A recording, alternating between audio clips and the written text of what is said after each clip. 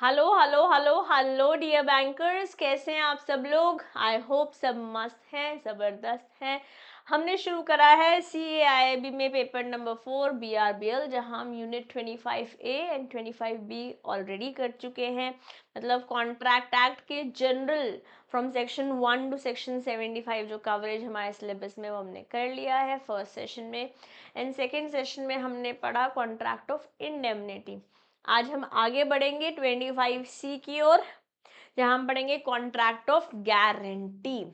जैसे हमने individual time दोनों पीछे यूनिट्स को दिया, इसको भी इंडिविजुअल टाइम देंगे। देन नेक्स्ट यूनिट है कॉन्ट्रैक्ट ऑफ बेलमेंट, उसको भी इंडिविजुअल टाइम देंगे। बट जब हम एजेंसी और प्लेज कर रहे होंगे तो वहाँ पे हम कंबाइन कर देंगे उस सेशन को। ठीक है, तो चलो शुरू करते हैं कॉन्ट्रैक्ट ऑफ गारंटी के साथ। क्या है कॉन्ट्रैक्ट ऑफ गारंटी? जैसे फॉर एग्जाम्पल, ये एक पर्सन है ए, ये है बी और ये है सी। ए ने बी से कहा कि मुझे उधार चाहिए, मैं 3 महीने बाद या 6 महीने बाद वापस कर दूंगा। जो ये बी है, उन्होंने कहा मैं तुमको उधार तो दे दूंगा, बट किसी को गारंटी लेनी पड़ेगी कि अगर आपने मेरे पैसे वापस नहीं दिए तो वो बंदा देगा। तो यहाँ पर ये सी गारंटर या श्योरिटी जैसे एक्ट कर रहे हैं कि अगर जिस बंदे ने उधार लिया है वो पैसे वापस नहीं करता है तो ये बंदे की इस श्योरिटी की लायबिलिटी खड़ी हो जाएगी। तो जो बंदे ने पैसे लिए हैं उधार पर वो कहलाता है प्रिंसिपल डेटर। ये क्रेडिटर प्रिंसिपल डेटर को क्रेडिट दे रहा है।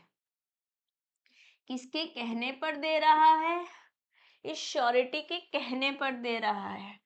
ओके, तो अब आपको लग सकता है कि मैम इन दोनों का तो आपस में सही है, बट इसके लिए क्या कंसिडरेशन है? इसके लिए कंसिडरेशन समथिंग इन रिटर्न यही है कि इसके कहने पर भी ए को लोन दे रहा है। लेट्स से इन दोनों का आपस में चल रहा था लोन का सिस्टम, ठीक है, और ये अचानक से आया और बोल रहा है हाँ हाँ इसने दे तो मैं दूंगा। अरे आपके कहने पर लोन नहीं हुआ है, that contract in that case and he is not a guarantor. Guarantor ये होगा जब बी लोन ही सी के कहने पर दे रहा है कि अगर बी ने डिफॉल्ट किया, क्योंकि कंसिडरेशन तो इसको भी चाहिए ना, समथिंग इन रिटर्न तो इसको भी चाहिए। यहाँ पे ऑलरेडी अरेंजमेंट हो गया, अचानक से आ गए हैं, then that's not contract of guarantee.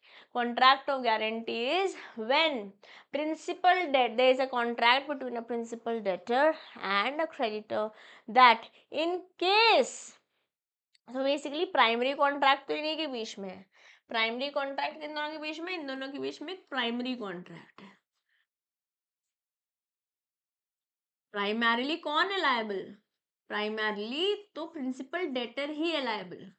अगर मैं इन जनरल बोलती हूँ इनकी प्राइमरी लायबिलिटी है, बट अगर इन्होंने डिफॉल्ट किया, just in case he defaults, then she will have to make payment. तो इन दोनों के बीच में एक सेकेंडरी कॉन्ट्रैक्ट है।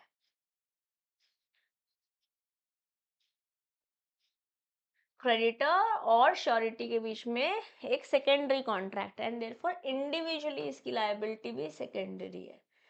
ध्यान से सुनिएगा मेरी बात। जब मैं इंडिविजुअल लेवल पर बात कर रही हूँ, इंडिविजुअल प्रिंसिपल डेटर की लायबिलिटी बोल रही हूँ, तो ये प्राइमरी है। इंडिविजुअल श्योरिटी की लायबिलिटी बोल रही हूँ तो ये सेकेंडरी है। बट अगर मैं दोनों को पैरेलली लेकर चल रही हूँ तो को एक्सटेंसिव है। हो सकता है क्रेडिटर इसको तो पे केस ना करे बट इस पे केस कर दे, जस्ट इन केस पैसे नहीं आते हैं तो that is also a possibility, जो मैं थोड़ी देर में अभी छोटे छोटे कंसेप्ट समझाती जाऊंगी। अब एक कॉन्ट्रैक्ट तो प्राइमरी कॉन्ट्रैक्ट हुआ, दूसरा कॉन्ट्रैक्ट सेकेंडरी कॉन्ट्रैक्ट हुआ। Just in case principal debtor ने डिफॉल्ट कर दिया जिसकी वजह से श्योरिटी को पैसे देने पड़े क्रेडिटर को। अब श्योरिटी की क्या गलती है इसमें? श्योरिटी ने तो पैसे नहीं लिए थे ना। अब जिस पोजीशन में क्रेडिटर था ना इस प्रिंसिपल डेटर के लिए, उस पोजीशन में ये श्योरिटी आ जाएगा इस प्रिंसिपल डेटर के लिए कि अगर इसने इसके डिफॉल्ट करने की वजह से इसको पैसे देने पड़े थे तो ये प्रिंसिपल डेटर से अपने पैसे वापस लेगा। और ये तीसरा तरीके का कॉन्ट्रैक्ट हो रहा है जो कि इम्प्लाइड कॉन्ट्रैक्ट। ये शब्दों में बयां करके नहीं हो रहा है, but it is very obvious कि अगर प्रिंसिपल डेटर ए के बिहाफ पे सी ने पैसे दिए हैं तो अब सी अपने पैसे ए से वापस ले लेगा। और ये रहा तीन कॉन्ट्रैक्ट्स हो रहे हैं। कॉन्ट्रैक्ट ऑफ इंडेमनिटी में एक कॉन्ट्रैक्ट था, दो पार्टीज थी, एक इंडेमनीफायर एक इंडेमनीफाइड, इसी को इंडेमनिटी होल्डर बोल रहे थे। कॉन्ट्रैक्ट ऑफ गारंटी में तीन पार्टीज हैं, एक है प्रिंसिपल डेटर, एक है क्रेडिटर और एक है श्योरिटी। और तीन कॉन्ट्रैक्ट्स हैं, principal contract, secondary contract and implied contract. समझ में आया जी? Okay, so how many parties? Section 124, Section 125 were related to contract of indemnity. Section 126 बताता है contract of guarantee. Contract of guarantee क्या है? Is a contract to perform the promise made or discharge liability of a third person. मतलब कि अगर principal debtor पैसे नहीं दे रहा है तो श्योरिटी देगा, किसी थर्ड पर्सन की गारंटी ले रहा है surety in case of default, but अगर डिफॉल्ट हुआ तभी पैसे देगा, ये लाइबिलिटी फुलफिल करेगा। एक है प्रिंसिपल डेटर, एक है क्रेडिटर और एक है श्योरिटी। ठीक, जैसे बताया थ्री कॉन्ट्रैक्ट्स है, principal contract, secondary contract and implied contract. This is implied contract. ठीक, चलिए अब एसेंशियल्स क्या है किसी भी कॉन्ट्रैक्ट ऑफ गारंटी के? सबसे पहले तो एक प्रिंसिपल डेट होना चाहिए, जो प्रिंसिपल डेटर ने लिया है। कुछ उधार लोगे तभी तो गारंटी आएगी ना। कंसिडरेशन, अब जो ये उधार लिया है उसके अगेंस्ट पैसे वापस देने होंगे क्रेडिटर को। कुछ लेट्स से क्रेडिटर से उधार पे सामान लिया था, पैसे वापस देने हैं। ओके, अब कंसिडरेशन प्रिंसिपल डेटर और क्रेडिटर की तो फाइन है, बट श्योरिटी की कंसिडरेशन यही है। वैसे it's an exception to consideration, but my syllabus में वो नहीं है। प्रोफेशनल सीए, सीएमए, सीएचए में पढ़ाती हूँ, मैं डिटेल में जाती हूँ, बट अभी के लिए हम इसे ऐसे समझते हैं that the surety, because of surety या श्योरिटी के कहने पर प्रिंसिपल डेटर को ये क्रेडिटर जब पैसे दे रहा है, इनफ ऑफ कंसिडरेशन है, ये इनफ ऑफ कंसिडरेशन है। ओके, कंसेंट लेना पड़ेगा श्योरिटी का। अगर श्योरिटी बोलता है मैं तो नहीं दे रहा भाई, तुम जानो, तुम्हारा काम जाने, तो कॉन्ट्रैक्ट ऑफ गारंटी आया ही नहीं। ओके, और ये कंसेंट फ्री कंसेंट होना चाहिए। सो बेसिकली जो भी बातें हम असेंशियल्स ऑफ वैल्यू कॉन्ट्रैक्ट में सेशन 1 में पढ़ के आए थे, वो हर जगह वैलिड होने वाली है जब भी हम कॉन्ट्रैक्ट के बारे में बात कर रहे हैं। ओके, और ये ओरल गारंटी भी हो सकती है और रिटन गारंटी भी हो सकती है। ठीक जी, अब मैंने वैसे तो बोला कि प्राइमरी है लायबिलिटी प्रिंसिपल डेटर की, सेकेंडरी है लायबिलिटी श्योरिटी की, ये हमने बात करी है। बट जब भी हम दोनों को साथ लेकर चल रहे हैं, the liability of surety is coextensive with that of a principal debtor, ऐसे सेक्शन 128 बोल रहा है। The liability of the surety is coextensive with that of a principal debtor unless it is otherwise provided to the contract. अगर कॉन्ट्री कुछ contract पे लिखा हुआ है और सबने उस बात पे ओके करके साइन किए हुए हैं, then that's a different case. Otherwise individual level पर liability of a principal debtor is primary, individual level पर liability of a surety is secondary, but when we are talking about both together, the liability of surety is coextensive with that of a principal debtor, as a section 128 of Indian Contract Act 1872 हमसे कह रहा है। ठीक है, ये important है, यहाँ से एमसीक्यू मैकमिलन में भी बना हुआ है। हम एक सेपरेट सीरीज तो करेंगे ही जहाँ हम क्वेश्चंस करेंगे आपके साथ, ना, अभी हम कंसेप्ट्स को डिटेल में समझ रहे हैं। The term coextensive with that of a principal debtor means the surety is liable for what the principal debtor is liable. जितनी liability principal debtor की है उतनी ही liability surety की भी है। तो just in case इन्होंने dishonor किया, अपनी पेमेंट नहीं दी, तो अब पेमेंट श्योरिटी को देनी पड़ेगी। ऑफ कोर्स वो वापस ले सकता है प्रिंसिपल डेटर से, मतलब जिस जूते में क्रेडिटर था पहले, उस जूते में श्योरिटी आ जाएगा, जस्ट इन केस श्योरिटी को पेमेंट करनी पड़ती है। ठीक है, ओके। वैसे आपने क्या बोला, वैसे इन जनरल इंडिविजुअल लेवल पर, इंडिविजुअल लेवल पर प्रिंसिपल डेटर की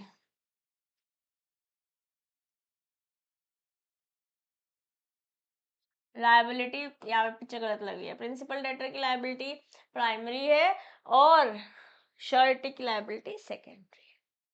ठीक है, ओके। अब मान लेते हैं there is a possibility default हुआ। अब क्रेडिटर चूज कर सकता है कि वो इसके अगेंस्ट केस करे या इसके अगेंस्ट केस करे। Creditor may choose to proceed against surety first अगर डिफॉल्ट होता है, ऑन डिफॉल्ट। ठीक जी। Now, nature of surety's liability can be summed up as liability of surety is of secondary nature as he is liable only on default. His liability arises immediately on the default by the principal debtor. And the creditor has a right to sue the surety directly without first proceeding against the principal debtor. तो इसको ऐसे भी बोल सकते हैं, अगर मान लेते हैं क्रेडिटर ने forbear कर दिया, forbearance to sue, forbearance to sue मतलब जो हमारा क्रेडिटर है उसने forbear कर दिया to sue principal debtor, but he can still but can still sue creditor. ठीक है, but can still sue creditor. Simple है बट इम्पॉर्टेंट है, ये इम्पॉर्टेंट बात मैंने अभी जस्ट आपको बताई है क्योंकि यहाँ से एग्जाम में क्वेश्चन बना है, हमारे मैकमिलन में भी दिया हुआ है। ठीक है, अब बात करते हैं नेक्स्ट टॉपिक की जिसे हम बोलते हैं contingent continuous liability, sorry continuous liability. Continuous liability क्या होता है? जहां एक ट्रांजैक्शन से ज्यादा ट्रांजैक्शन, सीरीज ऑफ ट्रांजैक्शन में बात हो रही है। जैसे राम ने कॉलेज के बाहर एक चाय वाले भैया बैठते हैं, उन्हें बोला कि अमृता जो भी चाय पिएगी इस महीने, ठीक है, वो एक चाय नहीं जितनी भी चाय पिएगी उसके पैसे मैं दूंगा अगर उसने नहीं दिए तो। बट उस जितना टेन्योर इन्होंने बोला या तो वो, या मान लेते हैं टेन्योर मेंशन नहीं किया, तो जब तक मना नहीं करते हैं तब तक लायबिलिटी किसकी? राम की। एक ट्रांजैक्शन है तो जैसे बोलते हैं series of transaction, series of transaction के लिए जो गारंटी दी गई होती है उसी को ही कॉन्टिन्यूअस लायबिलिटी बोलते हैं। बट क्या मैम कॉन्टिन्यूअस लायबिलिटी चलती रहती है? नहीं, कॉन्टिन्यूअस लायबिलिटी एंड हो जाती है। कब एंड हो जाएगी? जैसे मान लेते हैं continuous liability comes to an end when, या तो जब जो श्योरिटी है बोल देता है, एक्सप्लिसिटली बोल देता है कि बस मेरा हो गया, यहाँ तक कि मेरी लायबिलिटी, उसके बाद नहीं। तो लेट्स से 30 चाय हो गई थी और अब आके बोल दिया राम ने कि बस अब और नहीं, तो 30 तक की पेमेंट करनी होगी, उसके बाद की नहीं। तो मना कर दिया कि बस अब मैं और नहीं दूंगा, स्टॉप कर दिया। ओके, या फिर अगर बोल रखा था कि चाय तो दे सकते हो बट बिस्किट दोगे तो फिर अपनी गारंटी पे दोगे, बिस्किट नहीं देनी है, बिस्किट की गारंटी नहीं है। ओके, या एक हस्बैंड ने बोला एक दुकानदार को कि मेरी वाइफ को आप जो दोगे सामान दे सकते हो, बस कॉस्मेटिक मत देना। तो यार बोला था कोई चीज करने के लिए, जो आधार था कॉन्ट्रैक्ट का, तुमने वही मना कर दिया। तो अगर कोई चीज अपने आप कर रहे हैं, अपने आप, जो क्रेडिटर है और प्रिंसिपल डेटर है अपने आप कर रहे हैं, या जो टर्म्स एंड कंडीशन पर श्योरिटी ने अग्री किया था वो नहीं फुलफिल कर रहे हो, वो फुलफिल नहीं कर रहे हो, नॉट फुलफिलिंग, वहां पर भी कॉन्टिन्यूस लायबिलिटी खत्म हो जाती है। या फिर मान लेते हैं आपने धोखाधड़ी करके, मिस रिप्रेजेंट करके, लेट्स से मिस रिप्रेजेंटेशन किया था, क्या नाम है जी, क्रेडिटर ने, जैसे कि फॉर एग्जांपल ये है मिस्टर बी की शॉप पर काम करते हैं और एक आध बार थोड़ा चोरी चकारी में पकड़े गए हैं, ठीक है। अब मिस्टर ए ने बोला मिस्टर बी को, यार मुझे ना पैसों की जरूरत है, लोन चाहिए। तो बी ने बोला कि अगर सी तेरी गारंटी लेता है तो मैं तेरे को लोन दे दूंगा। बट बी ने सी को इस चोरी के बारे में, जो पैसों की हेरा फेरी करते हैं, जो ये हेरा फेरी करते हैं, उसके बारे में नहीं बताया। अब इस बंदे के कैरेक्टर में कुछ गड़बड़ है ना। अगर सी को ये बात पता होती तो वो शायद लोन नहीं देता। मतलब जानबूझ के नहीं, बी ने शायद बताया, क्योंकि जानबूझ के नहीं बताता तो वो फ्रॉड हो जाता। बट लेट्स से अनइंटेंशनली उनसे ये गड़बड़ हो गई, तो यहाँ पे सी की लायबिलिटी नहीं रहेगी। क्यों?